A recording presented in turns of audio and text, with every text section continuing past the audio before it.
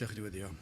Diolch yn i ti o Dduw am gyfle arall i ddod ger dy fron. Ni'n gofyn i ti drigyrhau wrthym i fod yn bresennol yn ein plith i agosau at anghenion pob yr un ohonom. Nertha ni dy ddoli di y bydd y cyfan dwi'n clod a mawl i'th enw di. Ni'n gofyn hyn oll trwy enw ac heiddiant ein Arglwydd Iesu Grist. Amen. Gwnewch ni ddechrau trwy ganu'r emyn rhif 59, rhagluniaeth fawr yn ef mor hyfeddiw, esboniad helaeth hon o arfaeth Duw. Emyn rhif 59 gen i sefyll i'w chanu.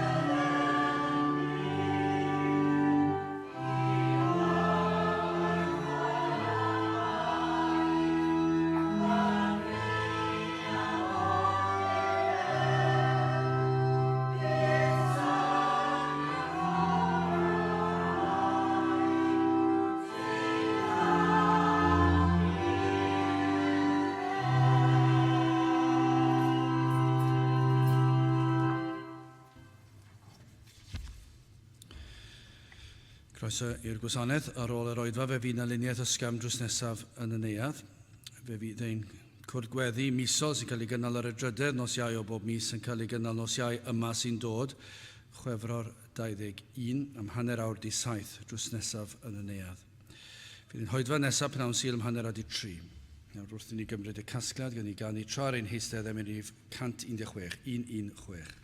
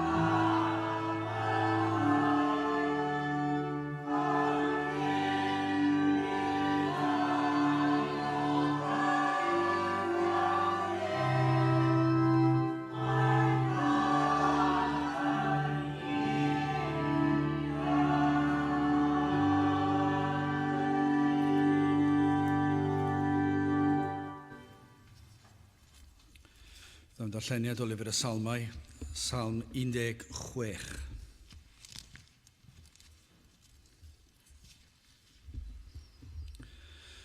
Cadw fi o Dduw, canis ynod yr ymddiriedaf, fe enaid dywedais wrth yr arglwydd. Fy arglwydd ydw ti, fy na nid yw ddim i ti. Ond i'r saint sydd ar y ddaear a'r rhai rhagorol yn yr rhai yma fy holl hyfrydwch. Gofidiau amlhant i'r rhai afrysiant ar ôl Duw dieithr, ei diodoffrwm o waed nid offrwm a fi, ac ni chymeraf ei henwau yn fy ngwefusau. Yr arglwydd yw'r rhan fe etifeddiaeth i am ffiol, ti a gynhelu fy nghoelbren. Y llunynau a syrthiodd i mi mewn lleoedd hyfryd, ie y mae i mi etifeddiaeth deg. Bendithiaf yr arglwydd yr hwn am cynghorodd, fe'r enau hefyd am dysgant y nos. Gosodais yr arglwydd bob amser ger fy mron, am ei fod ar fy neheilaw, ni'm hysgogir. Oherwydd hynny llawnychodd fy nghalon ac ymhyfrydodd fy ngogoniant, fy nghnhawd hefyd a orffwys mewn gobaith. Cynnes ni a dewi fe enaid yn uffern, ac ni o ddefi ydd sanct weled llygredigaidd. Dangosi mi lwybr bywyd, digonolrwydd llawenydd sydd ger dyfron, ar dy ddeheilaw y mae digrifwch yn dragywydd. Bydde bendith Duw ar iair sanctaidd. Gadewch ni nawr droi at ein harglwydd mewn gweddi. I ni yn diolch i ti o Dduw am y fraint yma cael dod ger dyfron ac yn diolch i ti am bob un cyfle i ddod ac i ni yn ymwybodol nad ydym yn dod oherwydd unrhyw rinwedd, unrhyw weithred i ni wedi ei gyflawni. I ni'n dod oherwydd y drigared i, oherwydd yr hyn a wnaeth yr arglwydd Iesu Grist iddo gymeryd ein cosb arno ef ei hun, ac felly trwy ei fywyd a'i farwolaeth a'i atgyfodiad ef, i ni yn dod ger dyfron di ac yn diolch am bob un cyfle, bob un sil, bob un oedfa. I ni'n diolch am bob un adeg i ni'n agor dy air, i ddarllen dy air, bob un cyfle i alw ar dy enw di. I ni yn diolch i ti am hyn. I ni yn diolch am yr cyfle sydd gyda ni o Dduw o ddydd i ddydd trwy gydol y dydd, ein bod yn gallu dyrchafu ein llygaid tuag at y mynyddoedd o'r lle y dawyn cymorth. Hyd yn oed mhrysurdeb y bywyd o ddydd i ddydd a'r gwahanol gweithgareddau ni'n ymwneud â nhw. I ni yn gallu troi at ti ac i alw ar denw di, ac yr wyt ti yn Dduw sydd wedi addo fod gyda ni, bob cam, bob eiliad, tan y bydd ein ffydd yn diflannu ac yn troi yn olwg. Ac felly o Dduw i ni yn gofyn y byddwn ni'n rai sydd yn manteisio ar bob un cyfle, na fyddwn ni'n esgeluso ein dyletswydd, na fyddwn ni'n esgeluso ein breintiau o Dduw, ein bod ni'n blant i ti, dy fod yn dad nefol i ni, ac felly o Dduw i ni'n gallu galw arna ti a gofyn i ti am y nerth sydd ei hangen i ni fod ar hyn y dylsem fod. O Dduw, madde ni am ein crwydro, ein bod yn aml yn dy adael di lawr, i ni'n gofyn i ti nerthu ni fod ar hyn dylsen ni fod. I ni yn gofyn i ti o Dduw i fadde ni am ein anghrediniaeth, i ni'n dod o sil i sil o Dduw ac yn gorfod cyffesu yn aml o Dduw, nad yw ein ffydd ar hyn y dylsau fod, nad ydym yn dod mor aml ac y dylsem yn disgwyl llawer ohono ti. Madde ni mewn oedfa hyd yn oed o Dduw, os yw hyn yn bosib, nad ydyn ni yn disgwyl y tywalliad mawr o ddifri. O Dduw, madde ni ein bod ni yn gallu eistedd yn dy di, yn gwrando ar dair, yn canu dy glodydd, ac eto o Dduw ddim yn disgwyl pethau mawr ohono ti. Madde ni o Dduw, ac i ni yn gofyn i ti i rhoi dy ffydd hwnnw i ni, i nerthu ni, i'n helpu ni i gredu o Dduw, i ddisgwyl y byddi di yn gweithio yma ac ar hyd a lled ein gwlad. I ni yn cyflwyno'n gwlad i ti, yn gofyn i ti i drigarhau wrthym, i ti ddod yn ôl unwaith eto, ac i fendithio'r wlad hon o Dduw, y byddi di yn bendithio pregethiad y gair, ac yn gofyn o Dduw, lle nad yw dy air yn cael ei bregethu'n ffyddlon, lle nad yw dy enw di yn cael ei anrhydeddu mewn addoliad fel ag y dylsau. O Dduw, i ni yn gofyn y bydd argyhoeddiad yn dod ar dy blant, os yn blant i ti, ac y bydd edifeirwch, ac y bydd troi at ti a chyffesu ein gwendid. Ac o Dduw, i'r rhai sydd ddim yn blant i ti ac yn byw yr bywyd crefyddol, o Dduw, i ni yn gofyn y byddi di yn trigarhau wrth rheini. O Dduw, y byddi di'n agor i llygaid iddynt weld ei hangen am waredwr, i weld pwysigrwydd Crist ar groes, ac mae Iesu Grist fydd popeth iddynt. O Dduw, y byddant yn troi at ti. O Dduw, mae cyflwr ein gwlad mor driennus, O Dduw, i ni yn gofyn i ti i ddod yn ôl ac i fendithio, i ddiwygio ein gwlad unwaith eto. Trigyrhaw wrthym ni fan hyn, o Dduw, i ni yn cyffesu'n gwendid o sil i sil, ac yn teimlo'n gwendid fwy wrth i bob sil fy'n heibio, ac i ni'n gofyn i ti ddod i ymweld â ni, i ddod â calondid i ni wrth i ni weld dy law ar waith yn ein plith ni. Felly, o Dduw, i ni'n cyflwyno hefyd ein hoedfa nos Iau ac yn gofyn i ti i baratoi ni nawr, o Dduw, i cael y gweddiau hynny ar ein cylonau, a byddwn ni yn gofyn y pethau cywir, yn y modd cywir, yn y modd sydd yn pledio â ti ac yn galw arna ti i ddod lawr ein plith. Felly, o Dduw, i ni yn gofyn i ti i fod yn ein plith ni nawr ac yn ystod yr wythnos a nos Iau yn ein cwrdd gweddi, y byddi di yn cael yr holl fawl a'r clod. Felly, o Dduw, diogelan hamser nawr, cadw ar un drwg i ffwrdd, bendithian amser o haddoliad, i ni'n gofyn hyn oll felly trwy enw ac heiddiant ein Arglwydd Iesu Grist. Amen.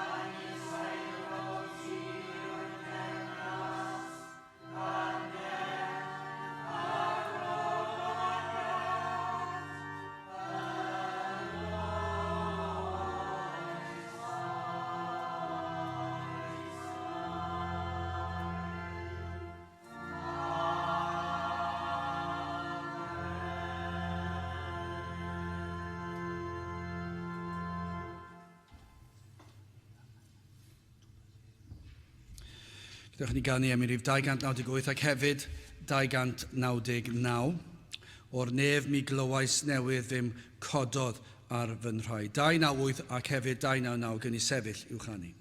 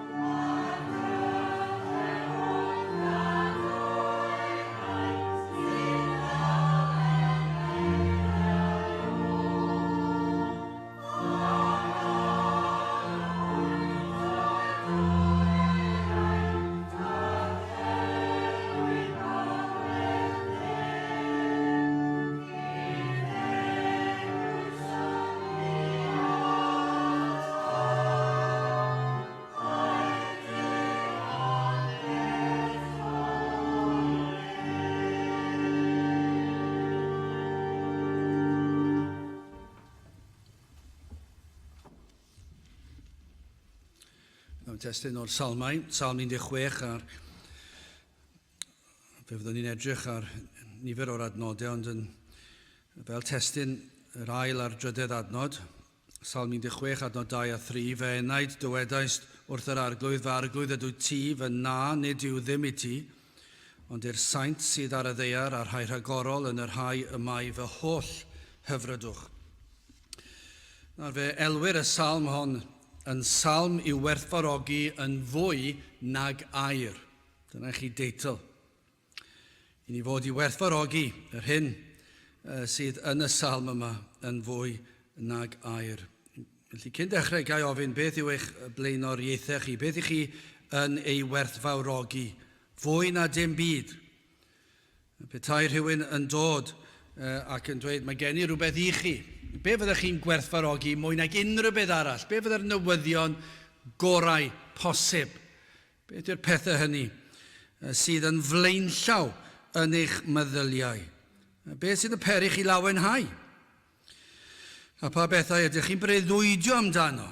Neu yn dyheu amdano? Mae rheina yn aml yn gallu rhoi rhyw arwydd i chi o ble mae'ch calon chi. Beth yw y trysor, y pethau chi yn treulio lot o amser yn meddwl amdanyn nhw ac yn cynllunio ar eu cyfer nhw. Neu beth sydd yn eich ysgogi chi neu'n cymell i fynd ymlaen, sydd yn peri'r cyffro yn y galon. Nawr mi fydda y byd yn rhoi rhestr hir i chi, ond ni fydda nhw. Mae'n dibynnu pa mor onest yw nhw wrth gwrs. Mi fyddwch chi'n cael yr ateb cyntaf gan yr rhai sydd yn trio swn o well ag eraill, heddwch byd, a mi fydden nhw'n dweud y pethau yna, ac dyn nhw wir eisiau hynny mwy nag unrhyw beth arall, wel falle bydden nhw achos nhw'n ofni pethau rhyfeloedd ac yn y blaen. Ac felly chi'n cael yr ateb yna'n llithro oddi ar y tafod, ac efallai nad yw e'n adlewyrchiad, achos dyn nhw ddim yn meddwl am heddwch byd trwy'r amser siwr o fod, maen nhw'n meddwl am beth eraill. Beth yw'r hyn maen nhw yn ei ddymuno, yn ei freuddwydio amdano? Ond mi fydde'r byd yn rhoi rhestr hir i chi os ydyn onest. Ac ymhlith yr rhestr hir o'r hyn y maent yn ei werthfawrogi mwy na dim byd arall, fydde pethau materol fel air sydd yn rhan o'r rhestr. Arian, cyfoeth o ryw fath, siwr o fod yn flaenllaw ar dop y rhestr yn o'r rhywle mi fydde arian. Bydde eraill yn gosod cyfeillgarwch efallai. Ac chi'n meddwl, wel, falle mae hwnna'n arwydd gwell. A iechyd, bydde hwnna'n sicr yn dod lan. Chi'n clywed pobl yn aml iawn yn dweud, iechyd sy'n bwysig. Cyn belled bod iechyd gen i, yna mae popeth gen i. Cellir mod i'n iach. A fel bydde nhw'n byw am yr iechyd. Ac felly, maen nhw eisiau gwneud yn siŵr bod popeth yn ei le ac yn ofni petawn nhw'n mynd yn sal. Ac felly, rai fel ein ni gyd yr un peth. Ond mi fydde nhw'n treulio amser falle rhai yn bwyta ac yn ymarfer y corff. Pam? Mwyn cadw'r iechyd. Achos maen nhw'n dweud, hwnna'n fwy pwysig nag air ac arian. Mae hwnna yw'r peth maen nhw'n gwerthfawrogi mwy na dim deffro'n y bore'n iach. Ac mae hwnna'n iawn, ond diwe. I ni yn ddiolchgar am iechyd ac y mae e'n bwysig, ond diwe ddim yn holl bwysig. Achos mae'r iachach, mae'r person fwyaf iach. Dwi'n mynd i fyw llawer dros 110, 115, 120. Ac mae'r amser yn hedfan. Mae'n mynd fel yna. Mae'n mynd cyn i chi droi rownd. Mae wedi mynd. Ac mor bwysig yw'r pethau yma. Mae arian yn bwysig, wrth gwrs mae'n bwysig. Ond dyna yw eich diw chi, dyna yw'r pethau chi yn ei osod yn flaenllaw, iechyd, cyfeillgarwch. Ond nid dyna beth mae'r salmydd yn sôn amdano. Mae hon yn salm i'w werthfawrogi yn fwy nag unrhyw beth sydd ar y ddeiar. Gan ei fod yn salm sydd yn llawn o fawl i'r arglwydd Iesu Grist, o'r dechrau'r diwedd gallwch chi ddadlau. Mae'r salm hon am Iesu Grist, am ei fywyd, am ei farwolaeth ac am ei atgyfodiad. Mae e gyd yna. Mae yna hwb yna i'r pechadur i droi o'i bechod. Mae yna galondyd i'r saint sydd wedi dod i gredu ac wedi derbyn iachawdwriaeth. Mae'r cyfan yn yr salm yma. Felly gyntaf, hoffwn ni edrych ar hyfrydwch yr arglwydd ac yna'n ail gwrthodedig yr arglwydd ac yn drydydd yn olaf buddigoliaeth yr arglwydd. Wel, yn gyntaf, i ni'n gweld hyfrydwch yr arglwydd. A dyma beth sydd yn wir o'r Cristionau. Ddarllen y testyn eto'r ail a drydydd adnod. Fe enaid dywedais wrth yr arglwydd, fy arglwydd ydw ti, fy na neu fy naioni, nid yw ddim i ti, ond i'r saint sydd ar y ddeiar, a'r rhai rhagorol yn yr rhai yma i fy holl Hyfrydwch. Gewch chi ddarllen yr ail ran o'r ail adnod, ac ario fy mlaen i'r drydydd sydd yn rhoi falle dealltwriaeth well i ni. Fy arglwydd ydw ti fy na, neu fy naioni, nid yw ddim i ti, ond i'r saint sydd ar y ddeiar, a'r rhai rhagorol yn yr rhai yma i fy holl Hyfrydwch. Mae'n peri chi feddwl am yr adnod fwyaf adnabyddus yn yr holl ysgrythur, Ioan 3:16, canys felly y caro Duw y byd, fel yr rhoddodd e fe ei unig ynedig fab, fel na choller pwy bynnag a gredo ynddo ef, ond caffael ohono fywyd tragwyddol. Allech chi ddweud, wel, dyna'r Salm. Mae'r Salm fyna yn yr adnod gan Ioan. Cymaint oedd cariad y tad tuag atom ni. Os ydyn ni'n Gristnogion fan hyn heddi, mae cariad y tad gymaint tuag atom ni, fe roddodd ef ei unig ynedig fab i'r byd mwyn dod ag achub dyn o'i bechod. Dyna oedd y cariad mwyaf gan y tad, a'r cariad mwyaf gan y mab. Cymaint oedd cariad Iesu Grist tuag atom, iddo ddod yn ifydd fel oen i'r lladdfa. Mae'n un peth i ddod yn ifydd i'r byd. Ond pan sylwch hwn, doedd dim angen Iesu Grist ddod i'r byd a dioddef yr hyn oll a ddioddefodd. Ni ychwanegodd marwolaeth Crist ddim at ddiwdod y tad, nac at ddiwdod y mab, at o'r gogoniant. Doedd e ddim yn ychwanegu dim. Doedd dim rhaid Iesu Grist gadael y nefoedd i ddod lawr fan hyn mwyn ychwanegu rhywbeth arall ar ogoniant y diwdod. Doedd dim angen iddo fe. Doedd ddim yn meddwl, fyddai well os na i wneud trwy, nach fi pobl yn feddoli i fwy os na i farw dros y pechadur, ac yna fe fydd mwy o fawl yn dod i mi. Doedd dim angen iddo fe. Doedd dim angen Iesu Grist adael y nef. Mwyn iddo fe cael ei wella mewn un ffordd, achos y mae'r diwdod yn berffaith, yn gwbl berffaith, holl alluog, yn holl bwerus, ac yn gwbl berffaith ac yn gwbl sanctaidd. Does dim gwella ar y diwdod. Ni fyddai'r drindod yn cael ei ogoneddu, petai pob un enaid yn cael ei farnu. Petai pob un enaid sydd wedi byw ar y ddeiar yn mynd i golledigaeth tragwyddo, y byddai'r tad dal yn cael ei ogoneddu ac bydda yna fawredd mawr iddo fe. Ond fe ddaeth Iesu Grist, bu farw Crist, pam? Ein mwyn ni. Nid oedd unrhyw anghenraid ynddo ef i wneud hyn. Fe wnaeth y cyfan mwyn ei bobl, mwyn defaid ei borfa. Mwyn y saint. Mwyn y sawl y bydda'n cael ei golchi yng ngwaed Iesu Grist. Y gwaed a lifodd ar y groes, y sawl a welodd i pechod ac y nerthwyd i droi o'i pechod ac ei edifyrhau o'i pechod ac i droi at yr arglwydd Iesu Grist a phlygu wrth droed y groes. Yno, wrth y groes lle cymerwyd y baich a'i hoelio ar y groes. Yno, lle golchwyd pob staen yn y ffynon, lle maddeuwyd pob un trosedd a pob un camwedd. Gwneithbwyd pechadur yn un o'i deulu yno, yn rhan o deyrnas Duw. A gelwyr nid yn unig yn saint sydd wedi ei puro yng Nghrist, ond gelwyr yn rhai rhagorol. Gwrandewch ar yr adnodau yma. Fe na i dywedais wrth yr arglwydd, fe arglwydd ydw ti fy naioni, nid yw ddim i ti, ond i'r saint sydd ar y ddeiar, y sawl sydd wedi ei puro, sydd wedi glanhau. Dyma yw'r pwrpas y beth mwyn nhw. Mae fy naioni i mwyn nhw, eu lles nhw. Dwi wedi dod mwyn fy mhlant i. Dwi wedi dod mwyn i golchi'n mynach na'r eira, mwyn maddau pob un trosedd. Dyma pam dwi wedi dod. Dwi wedi dod i farw mwyn achub rhain, yr rhai sydd yn saint, ond hefyd fe'i gelwyr yn rhai rhagorol. Mae'n anhygol i feddwl, os ydyn ni'n Gristnogion fan hyn heddi, fod Iesu Grist wedi dod ein mwyn ni, fe'n gelwyr ni yn saint, ond hefyd fe'n gelwyr ni'n rhai rhagorol. Mae Crist yn edrych arnom pechaduriaid, ond fel rhai sydd yn rhagorol. Mae yn ein dyrchafu'n uwch na thywysogion y byd. Y sawl y mae'r byd yn ei ddyrchafu, yn rhyfedd iawn ond yw e. Mae'r byd yn dyrchafu brenhinoedd a thywysogion ac arweinwyr ac erbyn hyn. Pob math o bobl sydd yn cicio pel yn bell, yn gallu dal yn dda, yn gallu gwneud pob math o bethau canu mewn rhyw ffordd arbennig, byd yn dyrchafu rheina. Ond beth i ni'n deall fan hyn, mae Cris yn ein dyrchafu ni yn uwch na'r rheina i gyd. I ni'n fwy pwysig i'r creawdwr y byd na'r rheini. Ein bod falle'n cael ein dirmygu gan y byd. Ydych chi wedi cael eich dirmygu? Oeddi pobl, ydych chi wedi sylwi hyn, mae'n rhyfedd yn diwedd. Chi'n sylwi fo drwy dro pan mae pobl yn siarad â chi, chi'n ymwybodol iawn bod nhw'n cael piti drosto ni. Meddwl bod ni ddim cweit yn deall pethau'n iawn. Mae'n bod rhyw coll na rhywle. Meddwl, wel, mae'r rhain yn gorfod pwyso ar rhywbeth, a mae yna rhyw piti, os maen nhw'n trio bod yn neis yn aml iawn, chi'n ymwybodol, a chi'n gallu gweld y golwg na arnyn nhw.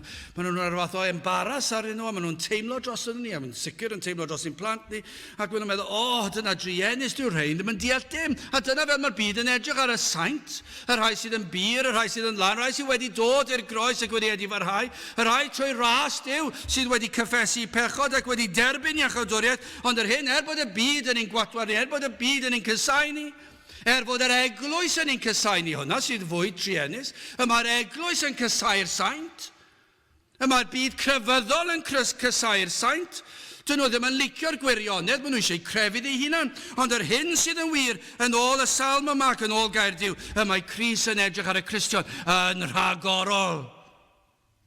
Uwch na'r tywysogion y byd. Mae'n dweud fan hyn, mae Crist yn ymhyfrydu yno.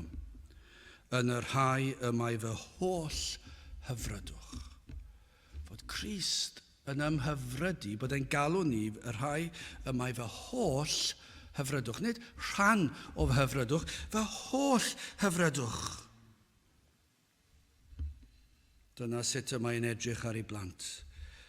Ar ôl iddy'n dod i'r groes, dyw e'n gadael ni fyna, mae yn ymhyfrydu yno.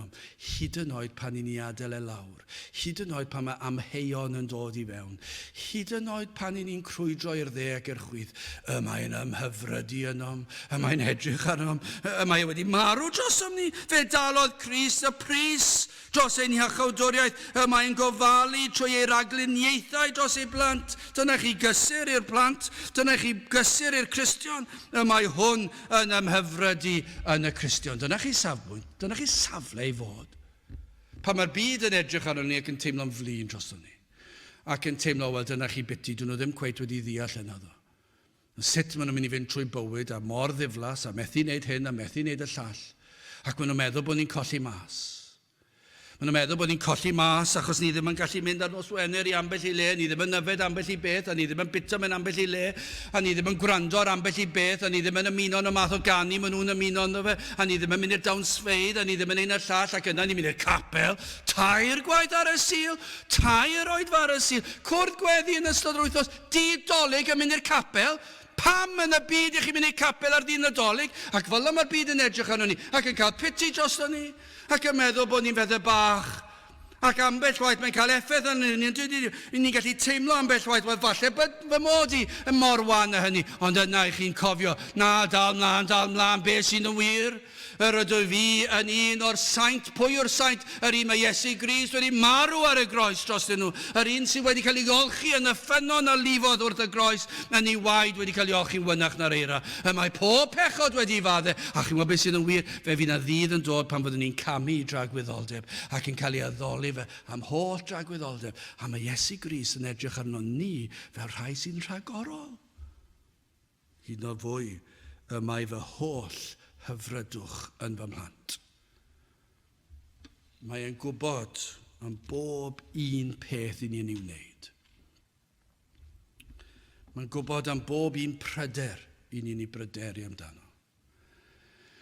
Mae'n gwybod am pob un ofn, ac mae e wedi addo bod gyda ni bob cam o'r ffordd. Nid yw e ddim dim ond yn achub yr enaid, sydd mae'n ofnadwy ddweud dim ond. Achub yr enaid hyd tragwyddoldeb, ond mae e'n cadw ni bob cam o'r ffordd. Pam? Achos ni'n hyfrydwch iddo fe. Ni'n ffeindio fe'n anodd i feddwl bod ni'n hyfrydwch i unrhyw un. Dwi'n aml yn meddwl hyn, dwi ddim yn cael go ar y pethau fel Facebook ac yn y blaen, dwi ddim yn ei deall nhw a dwi ddim yn hoffi nhw, ond falle bod na le iddyn nhw ambell i le. Ond dwi ddim yn gallu deall, ar wahân i pobl sy'n licio busnesau, mywydau pobl eraill, pwy fydde gyda diddordeb i wybod be dwi'n neud ar ddydd Sadwrn? Pwy sydd eisiau gwybod, a dwi'n meddwl fel ambell waith, pwy fydde'n ar Hyfrydwch i wybod be dwi'n neud o ran diddordeb yno fi fel person, a dwi'n meddwl, lle ddim meddwl am llawer, fydde wir eisiau gwybod, chi'n meddwl beth, mae'r Arglwydd yn amhyfrydu yno fi. Mae'r pethau tu hwnt i'n deall ni. Mae eisiau, dim o ran busnesau, mae eisiau gwybod popeth amdanau. Mae eisiau gwybod popeth, mae'n gwybod popeth amdanau. Mae wedi darparu popeth amdanau ar fy nghyfer i. Mae'n gwybod beth sy'n mynd i ddigwydd bore fori. Mae'n mynd i wybod beth sy'n mynd i ddigwydd nos fori. Mae'n mynd i wybod beth sy'n mynd i ddigwydd yn ystod yr wythnos. A mae yna ymhyfrydu ynof. A pan ni'n dod i cael ein amser tawel, a mae yna'n aros amdano ni. Ac mae'n barod wedi rhoi atebion i'r gweddïau ni ddim hyd yn oed wedi weddio to. Dyna gymaint y mae'n ymhyfrydu ynom ni. Mae di addewidion diri ar gyfer ei blantau. Dyna cariad Crist, dyna gariad fel y moroi, tosturiaethau fel y llu. A dyna beth sy'n gan y Cristion. Felly pa mae'r byd yn dirmygu ac yn cael piti bach drosto ni. O, na fyddwn ni'n gallu edrych. Cofyn had yn dafod dweud pan oedd yn mynd i ysbytu'r wain i ymweld â phobl, pan oedd y drws ar yr ochr arall. Ac yn cerdded mewn o stafell llydan iawn ac oedd yn teimlo oedd gyda siaced frown. A ddim yn teimlo'n fawr o beth ac yn gweld y doctoriaid a'i siacedi gwyn. Ac yn cerdded gyda cefn eitha uchel achos maen nhw wedi cyrraedd i fod yn doctor ac yn teimlo, mae rhain yn bobl pwysig a dyna nhw'n mynd yn brysur o un lle i'r llall ac oedd yn teimlo be dwi wedi wneud. Ac erbyn iddo fe cyrraedd y drws, gofiodd e pwy oedd e. A mae'r Arglwydd yn ymhyfrydu yno fi. Dwi ar waith yr Arglwydd ac yn sydyn iawn, yn trawsnewid fel o'ch chi'n teimlo. A mae'r Iesu wedi marw drostai. Mae'n gofalu amdana, mae'n fy ngharu fi. Dyma i chi gariad fel y moroedd. Wel, gyda chi symud ymlaen. Dyna i chi fraint i'r saint, ond grandewch ar hyn. Os nad ych chi'n Gristion, dyma i chi rybydd gwrthodedig yr Arglwydd. O, mor wahanol yw ei feddyliau tuag at y sawl sydd yn gwrthod Crist. Mae mor wahanol. Mor hyfryd yw ystyriaeth yr hyn y mae Crist yn meddwl am ei saint. Ond ystyriwch beth mae'n meddwl am rai ohonoch chi yma sydd heb gredu. Adnod 4. Gofidiau a amlhant i'r rhai a frysiant ar ôl diw dieithr, ei diod offrwm o waed nid offryma fi, ac ni chymera fe henwau yn fy ngwefusau. O, fe ddisgrifio yma'r sawl sydd yn gwrthod Crist, y sawl sydd yn rhedeg ac yn rhithro ar ôl diwiau eraill. O hyn sydd yn wir o'r holl fyd, ond diwe, mae yna gymaint o ddiwiau. Faint o ddiwiau swyddogol sydd yna yn y byd? Miloedd o ddiwiau, ei lunoed a greir gan ddyn. Na beth yma, ti hwnt i eir efo, allwn ni ddim cyfru fe, allwn ni ddim cyfru sawl diw sydd wedi cael ei greu gan ddyn. O ran yr ai swyddogol, mae yna filiynau ohonyn nhw siŵr o fod. Lle mae pobl yn plygu lawr i ddarno garreg, i ddarno bren, i ddarno fetel, ac maen nhw'n plygu ac yn addoli ac yn gweddio at y diwiau yma, a wneithbwyd gan ei dwylo ei hunan. Diwiau, fel yma'r ysgrythyr yn ei ddweud, nad ydynt yn gallu clywed, nad ydyn nhw'n gallu siarad, a dyn nhw ddim yn gallu gwneud dim byd. Hyd yn oed, mae rhaid i chi fynd lawr a'i pigo nhw lan a roi nhw ar y silff. Dyna'r diwiau yma'r byd yn ei addoli. Yn sicr, nid yw'r diwiau yma'n gallu ateb ei gweddiau. Ac eto, mae'r byd yn rhithro ar ei holen nhw. Onid yw'r byd yn rhithro ar ôl y diwiau yma. Maen nhw mor yselog. Drychwch chi ar grefyddau'r byd. O, dyna i chi sel. Mae crefyddau'r byd mor selog. Mae'r pobl crefyddol y byd yn selog tu hwnt, mwy selog nag y gallwn ni ddychmygu. A maen nhw'n fwy ffyddlon. I ni'n gweld pobl sy'n profesu fod yn Gristnogion ac i ni'n gweld nhw'n ffeindio fy'n anodd i ddod i gwrgweddi am awr bob wythnos. A mae hwnna falle, neu roedfa ar y sil neu beth bynnag, a mae'n ffeindio, dyw'r sel ddim yno. Maen nhw'n ffeindio, o, mae rhywbeth gwell da fi'n wneud, neu mae rhyw esgus fan hyn fy'n draw, neu ddarllen yr ysgrythyr. Ac i ni fe, sraid i fi darllen ysgrifennu. Dyna beth ni'n gweld ymhlith y rai sy'n proffesu Cristnogaeth, ond edrychwch chi ar sel y byd at eu crefyddau nhw.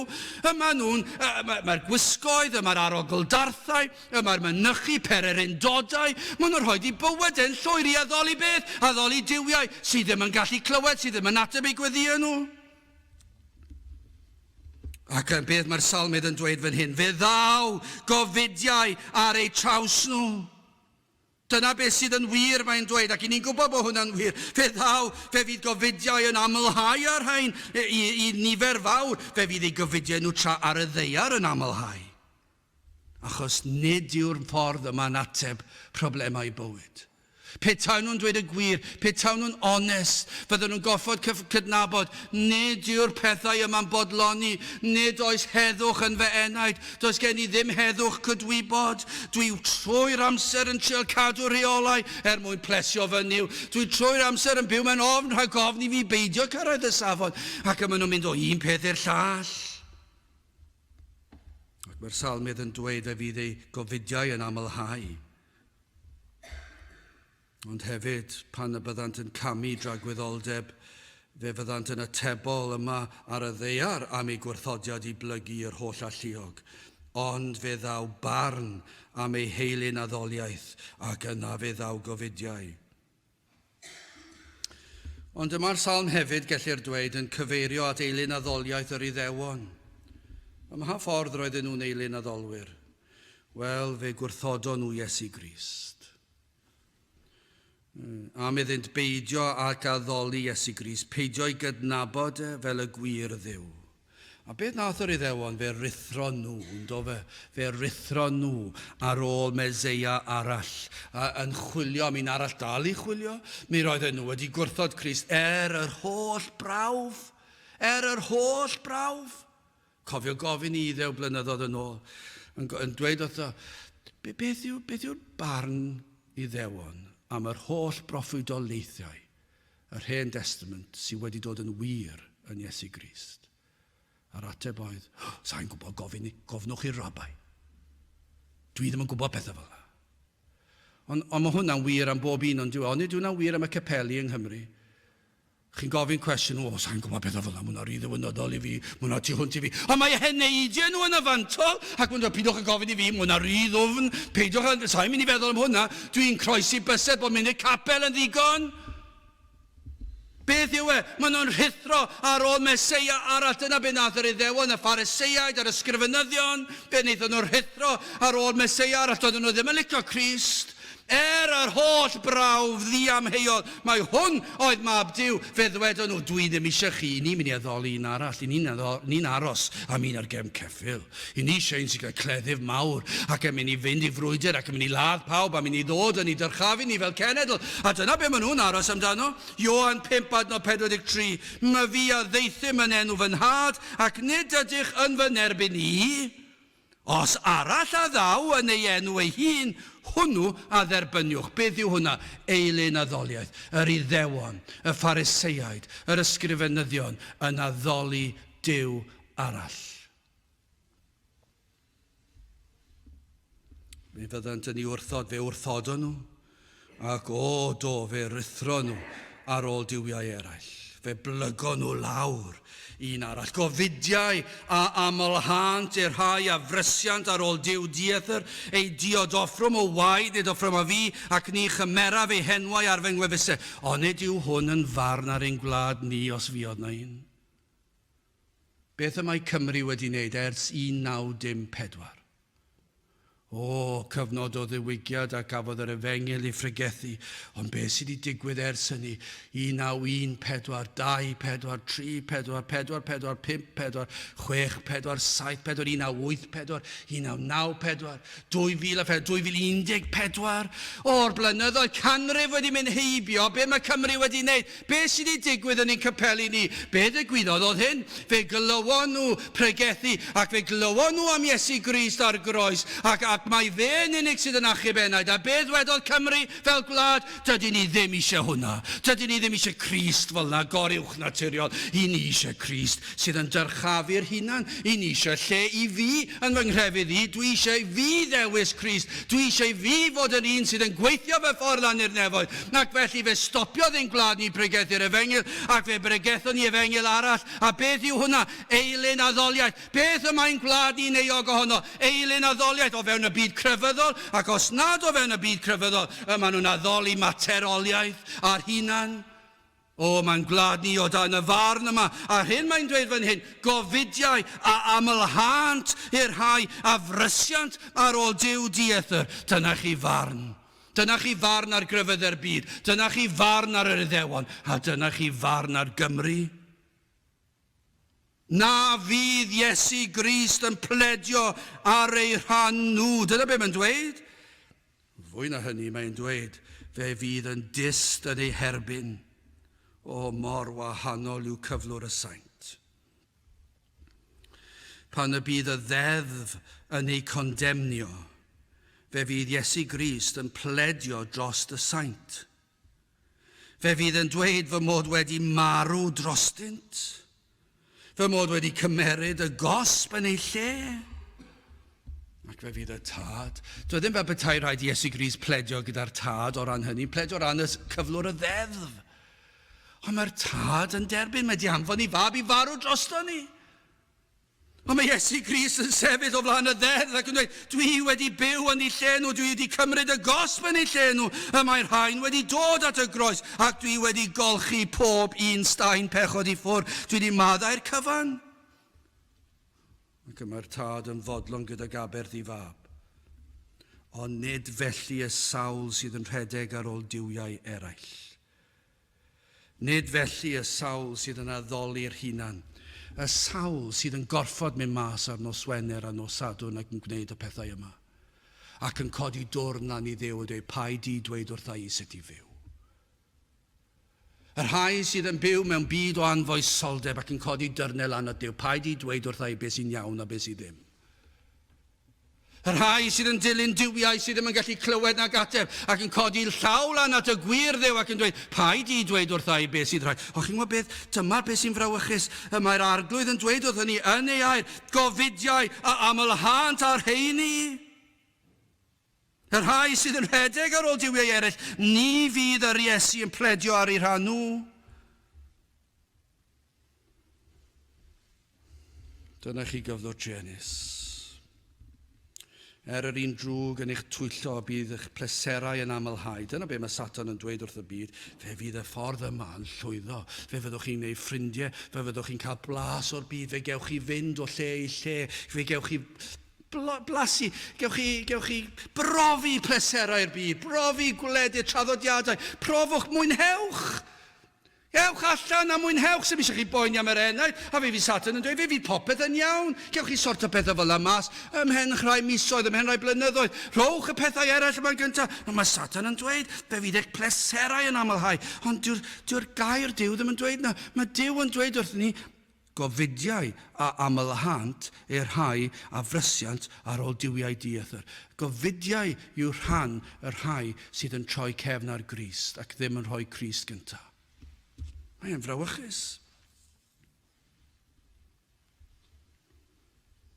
Pan i chi'n meddwl, ond nid yw sawl un sydd wedi bod gyda ni, sy'n meddwl bod nhw o fewn i hawliau ac o fewn i nerth eu hunan i droi o Grist ac yn meddwl bod yn agor y drws at bleser. Ond dyma beth mae'n neud, mae gwrthodiad o Grist yn arwain at amlhad o gofidiau. Y bydd Iesu Grist yn eich gwrthod chi. Na fyddwch yn dod i weld rhyfeddod a gwerth Crist fel mae'r salmydd yma. Wel, gadewch ni orffen yn fyr yn drydydd buddugoliaeth yr Arglwydd. Nerthwyd Crist yn y dasg yn do. Fe ofynodd nerth ar y dechrau a fe gafodd e. Fe gafodd e nerth ar gyfer y dasg a ddath i'w wneud. Wrth iddo gredu a gweld y fuddugoliaeth y bydd yn ei ennill. Oedd e'n gwybod beth oedd o'i flaen e. Gwybi y byddai yn concro'r bedd, roedd e'n gwybod hynny, roedd y dal rhaid iddo fe fynd trwy'r dioddef. Ond roedd e'n gwybod y byddai'n concro. Byddai'n fuddugoliaethus dros yr un drwg yr oedd yn gwybod hynny. Byddai'n talu'r pris yn llawn am ein rhyddid ni. Edrychwch ar adnodau 8 ymlaen yn y salm yma. Gosodais yr arglwydd bob amser ger fy mron. Am ei fod ar fy neheilaw, ni'm hysgogir. Oherwydd hynny llawenychodd fy nghalon, ac ymhyfrydodd fy ngogoniant. Fy nghnawd hefyd a orffwys mewn gobaith, canis ni a dewi. Dyma i chi'r addewid o'r atgyfodiad. Ni a dewi fy enaid yn uffern, ac ni o ddefi idd sanct weled llygredigau, dangosi i mi lwybr bywyd, digonolrwydd llawenydd sydd ger dyfron, ar dydde heilaw y mae digrifwch yn dragywydd. Dyna chi proffidoliaeth. Yr oedd yn gwybod y byddai yn dioddef. Gwybu am y frwydr oedd o'i flaen, ond hefyd gwybu y bydd yr atgyfodi yn dod ar y trydydd dydd, byddai'n concro'r bedd wrth iddo ddod yn ôl yn fyw. Dyna i chi fuddugoliaeth, dyna i chi fore buddigoliaethus ar y bore sul hwnnw. Pan gododd e o'r bedd, ac wrth godi o'r bedd, be ddigwyddodd? Fe brofodd yr hyn oll a ddywedodd ac a wnaeth tra ar y ddeiad. Fe brofodd fod yr holl broffwydi wedi proffwydi'r gwirionedd. Profodd mai mab Duw ydoedd. Ac iddo lwyddo yn yr hyn a ddath i'w wneud, sef ennill ein rhyddid ni a thalu'r pris yn llawn. Pan atgyfododd Iesu Grist o'r bedd? Fe ddangosodd fod e wedi talu'r pris yn llwyr. Bod bob un pechod wedi delio gyda. Yng Nghrist felly, y mae'r saint yn gwybod bod iachawdwriaeth wedi ei ddarparu ar ein cyfer, ei fod wedi cyflawni'r cyfan sydd ei hangen arnom. Yng Nghrist felly, y cawn ni hefyd profi'r atgyfodiad ysbrydol yn ein hyneidiad. Dyma beth mae'r salm i ni hefyd, i ni gallu tystio ac yn dysgu gwersi o ymddiriedau'r Crist. Mae'r Cristion a mae'r saint yn profi'r atgyfodiad ysbrydol hefyd. Ein bod wedi dod o farwolaeth i fywyd, ac hefyd y cawn atgyfodi ar y dydd olaf, ac fe cawn dreulio tragwyddoldeb yn ei gwmni. Dyna chi salm sydd yn fwy gwerthfawr nag air. Felly orffen, gai ofyn i chi, a yw Iesu Grist yn fwy gwerthfawr i chi nag air? O na fyddwch yn dod a blasu pa mor felys ydyw. O na fyddwch chi yn arogli pa mor bersawr yw e. O na fyddwch chi yn dyrchafu eich llygaid i'r mynyddoedd a gweld pa mor brydferth ydyw. Nad yw yn gwrthod neb a ddaw atoef. Dyna i chi rhyfeddol. Dyw Iesu Grist ddim yn gwrthod un enaid sydd yn dod ato fe. Y sawl sydd yn dod yn waglaw a dderbynio ffydd i gredu a phwyso ac ymddiried ynddo ef. Os dewch chi at Grist yn waglaw ac yn cyffesu does gen i ddim byd i fy enw. O na fydde di yn fy maddau, yn fy ngolchi, yn fy rhoi ffydd i mi gredu ac i bwyso. Y mae'r sawl y mae yn glanhau yn ei waed, y mae'r rheini yn werthfawr i Grist. Byddwch chi yn ymuno ymhlith yr rhai sydd yn cael ei galw yn saint, y rhai rhagorol, y rhai sydd yn hyfrydwch i Grist. Nid oherwydd pwy chi, neu beth i chi wedi wneud, y mae'r cyfan o ras, y mae cyfan o'i gariad, fy enaid, dywedais wrth yr arglwydd, fy arglwydd ydw ti, fy na ioni nid yw ddim i ti ond i'r saint sydd ar y ddeiar. Dyna chi ddaioni tuag at ei saint. Mae wedi wneud y cyfan i ni. Ond i'r saint sydd ar y ddeiar a'r rhai rhagorol, yn y rhai y mae fy holl hyfrydwch. Gadewch i ni weddio. O Dduw, i ni yn diolch i ti am yr arglwydd Iesu Grist ac yn gweddio y bydd Iesu Grist yn dod yn fwy gwerthfawr i ni nag unrhyw beth sydd yn bosib ei gael ar y ddeiar. Bod yr efengil yn bopeth i ni.